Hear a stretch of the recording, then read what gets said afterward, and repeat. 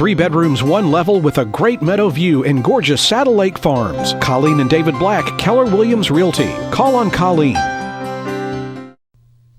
This is James Spann with the afternoon edition of the Weather Xtreme video. This is for Monday, the 26th day of October. Pretty interesting week in weather coming up. Very changeable and a couple of pretty significant storm systems to deal with. So let's take a look out the window. We'll start with the Skycam view coming from Mobile Bay and the USS Alabama.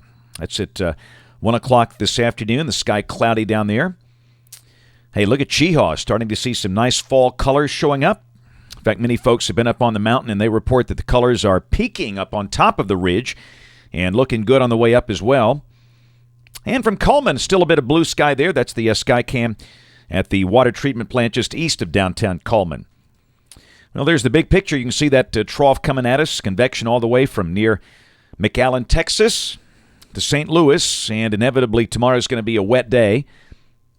And there's a surface front as well with that feature running from just west of Chicago down to Houston. And behind that front, noticeably cooler, Dallas-Fort Worth sitting at 55 at mid-afternoon. Out there around Denver, they are near the freezing mark. Pretty cold out there, and we'll watch that. But again, cool weather should not be a story here. In fact, mild weather should be our story for a while. Watch warning map, flash flood watches. A large chunk of Louisiana, eastern Texas, and the southwestern corner of Arkansas, and a variety of scattered winter storm watches out west. They'll have a very cold system at midweek with snow all the way down to Flagstaff, Arizona by Wednesday. Convective outlooks, no real issues today, just very low-end probabilities on the southern Texas Gulf Coast down there around South Padre Island and the Louisiana coast. And tomorrow, we're going to have a pretty good rain event here. Don't expect any severe weather. Very low-end probabilities for parts of the Florida Panhandle. But this next one could bring some significant severe weather. Day 4 is Thursday. Day 5 is Friday. And you can see those severe weather risks off to the west. And we wonder if we might see severe weather here Friday night. We'll see. Still a lot more questions than answers concerning the weather out there at the end of the week. Here's the current radar, and you can see what's coming our way. In fact, it's raining down south now over a large part of Baldwin County, really from Gulf Shores up to Stockton and Monroeville. And lots of rain from Little Rock down to, the Texas Gulf Coast. Heaviest rain falling there just west of Houston. This is the expected rain for the next 5 days, valid through Saturday morning at 7 o'clock. Rainfall amounts over 2 inches for parts of North Alabama. The big numbers out to the west, the bullseye, 7.2 inches. Not too far from Beaumont and Port Arthur, Texas, in the far southeastern corner of that state. Let's look at modeling. This is the 12Z GFS, valid at 1 o'clock tomorrow at 500 millibars.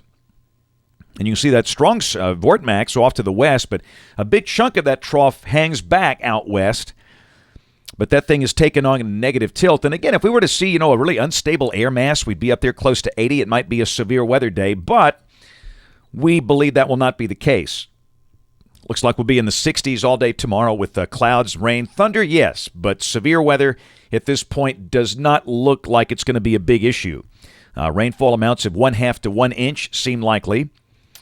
Wednesday, that batch of rain is gone. Should be a pretty decent day, partly sunny and mild. Highs up in the mid-70s, and look at the cold air flooding the Rockies. Looks like a big snowstorm for Denver and many of the mountainous locations out there. And Thursday, there's your cold, deep trough out west. And look at the 588 ridge over Florida.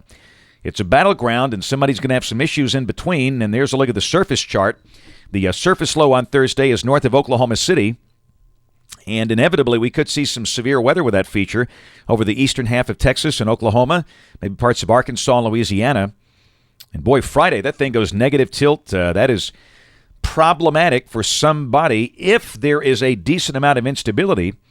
And that's the big question. There's the surface chart Friday.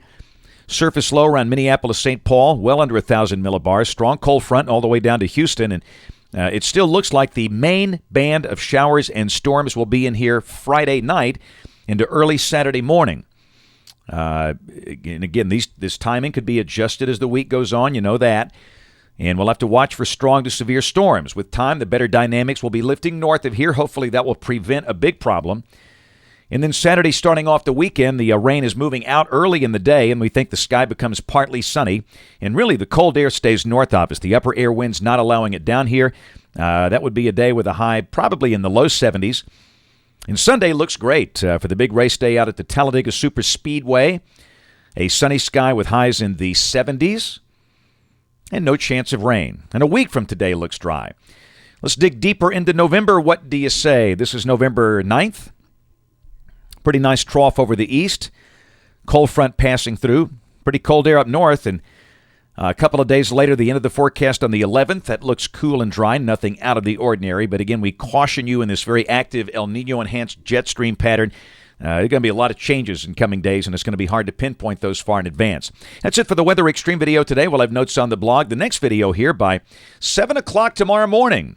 And if you're local to us in Alabama, we invite you to watch us on television this evening, ABC 3340 News at 5, 6, and 10. Thanks for watching. Have a great evening, and God bless. Each day, there are new stories to tell about the people who live here and the place we call home. All of the faces that I see, all of the places close to me, they're all part of all the best things about home. Sharing your stories on ABC 3340, Alabama's news leader.